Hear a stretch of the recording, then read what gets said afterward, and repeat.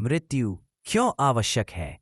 जानिए, इस कहानी से हर कोई मृत्यु से डरता है, लेकिन जन्म और मृत्यु सृष्टि के नियम हैं। ये ब्रह्मांड के संतुलन के लिए आवश्यक है। इसके बिना मनुष्य एक दूसरे पर हावी हो जाते। कैसे? इस कहानी से जानिए। एक बार एक राजा एक संत के पास गया, जो राज्य के बाहर एक पेड़ के नीचे बैठे थे।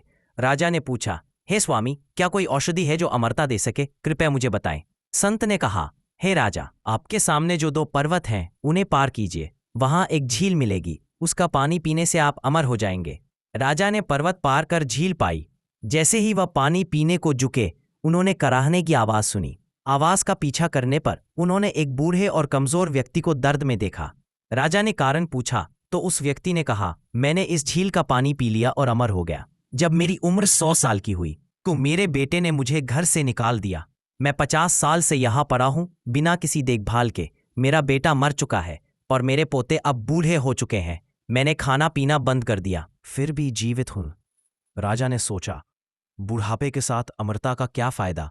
अगर मैं अमरता के साथ यौवन भी प्राप्त कर सकूं तो? राजा वापस संत के पास गए और समाधान पूछा, कृपया मुझे अमरता के साथ यौवन प्राप्त करने का उपाय बताएं। संत ने कहा, झील पार करने के बाद आपको एक और पर्वत मिलेगा, उसे पार करिए और एक पेड़ मिलेगा जिस पर पीले फल लगे होंगे।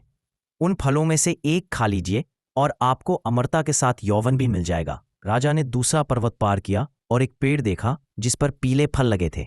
जैसे ही उन्होंने फल तोड़ने के लिए हाथ बढ़ाया, उन्हें तेज बहस और लड़ाई की आवाजें सुनाई दी।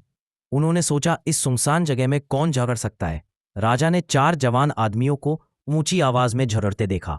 राजा ने पूछा, तुम लोग क्यों झगड़ रहे हो? उनमें से एक बोला, मैं 200 साल का हूं और मेरे दाहिने वाले व्यक्ति की उम्र 300 साल है। वह मुझे मेरी संपत्ति का हिस्सा नहीं दे रहा। जब राजा ने दाहिने वाले व्यक्ति से पूछा, उसने कहा, मेरा पिता जो 750 साल का है अभी भी जीवित है और उसने मुझे मेरा हिस्सा, तो मैं अपने बेटे को कैसे दूं? उस आदमी ने अपने 400 साल के पिता की ओर इशारा किया, जिन्होंने भी वही शिकायत की। उन्होंने राजा से कहा कि संपत्ति के इस अंतहीन झगड़े की वजह से गांव वालों ने उन्हें गांव से निकाल दिया है। राजा हैरान होकर संत के पास लौटे और बोले, धन्यवाद, आपने मुझे मृत्यु का महत्व समझाया। संत ने कहा, मृत्यु के कारण ही इस संसार में प्रेम है। मृत्यु के बारे में चिंता करने के बजाय हर दिन और हर पल को खुशी से जियो। खुद को बदलो, दुनिया बदल जाएगी। 1. जब आप स्नान करते समय भगवान का नाम लेते हैं तो वह एक पवित्र स्नान बन जाता है। 2. जब आप भोजन ग्रहण करते समय नाम लेते हैं तो वह भोजन प्रसाद बन जाता है। 3. जब आप चलते समय नाम लेते हैं तो वह एक तीर्थ यात्रा बन जाती है। 4. जब आप भोजन पकाते समय नाम लेते हैं तो वह भोजन दिव्य बन जाता है। 5. जब आप सोने से पहले नाम लेते हैं तो वह ध्यानमय नींद बन जाती है। 6. जब आप काम करते समय नाम लेते हैं तो वह भक्ति बन जाती है। 7. जब आप घर में नाम लेते हैं तो वह घर मंदिर बन जाता है।